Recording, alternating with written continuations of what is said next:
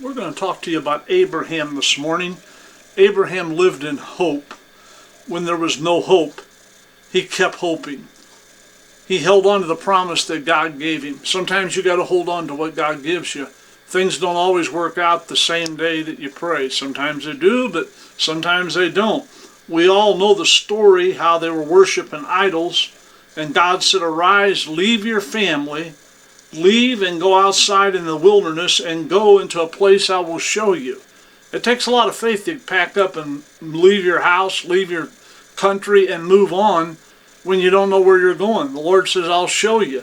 That's why Abraham was the father of faith, is what he's called in the Bible. And in Hebrews chapter 11, it's called the faith factor. In Hebrews 11, they also call Abraham the father of faith because he lived by faith. You understand that when you go out in the wilderness and you go into a land where you don't know you're going, you have to take the leading of God if he tells you to go that way. And he walked by faith. At the end of his journey, he's going to be a select group of people that were called friends of God. I am a friend of God. We even sing that chorus sometimes in praise and worship. I'm a friend of God, and he calls me friend. You know, God is your friend, and you better never forget that. We have to understand that he was going to be a father of faith. He will become a patriarch in Israel and God's chosen seed. Abraham was very important to God, and he was a very important person in this life and to our faith. He's going to become a hero to the generation. But between the call and the destiny Abraham had, he had to keep climbing. He had to keep pushing forward. He had to walk by faith. In life, have you ever walked by faith? Have you ever held on to faith? Have you ever had a doctor come out and tell you there's nothing we can do for your relative? There's nothing we can do for your child. We can't do it.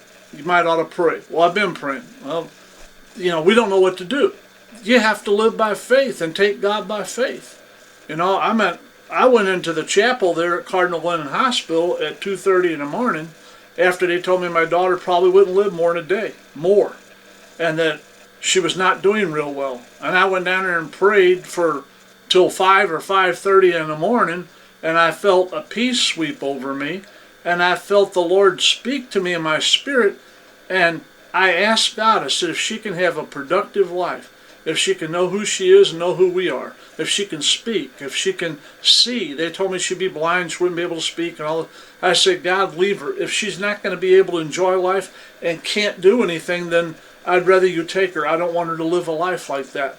And God let her live. And she came out of the hospital. Today she sings, she sees, she writes, she can read, she can spell. She's still partially paralyzed on her right side and has some problems. But God, we take him one day at a time and we live by faith.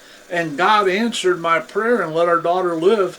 And we've enjoyed her and we're still enjoying her and she's enjoying us. Why? Because she's very important. And you don't have to do everything other people do to be important. God will let you live by faith if you want to walk that way. Abraham gets a word from God that he's going into a land and I will bless you. He is marching toward the land of promise, not knowing where it's at, how long it's going to take to get there, what he has to go through, but he keeps moving on. I don't know how he talked his wife into going with him.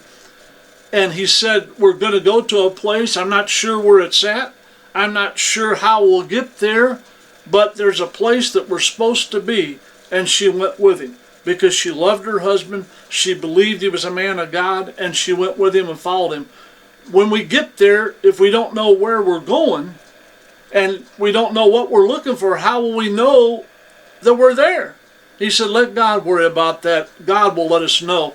I tell you, he wasn't called to find a city. He was called to look for a city, and he never found it. But he still accomplished his destiny because he was called to look. He was not called to find. He said, I want you to look for a city.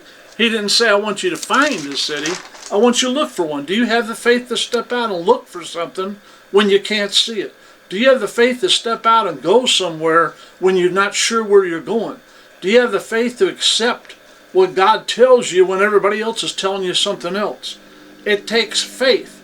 Abraham was a man of faith, and so was his wife. And we have to live by faith. We have to walk by faith, and we have to take God at His word, and we live our life by faith. Today I'm telling you, walk by faith. Step out by faith.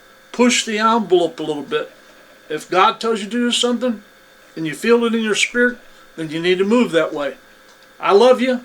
I appreciate you. I hope you have a great day, and God bless you. And remember that Abraham stepped out by faith.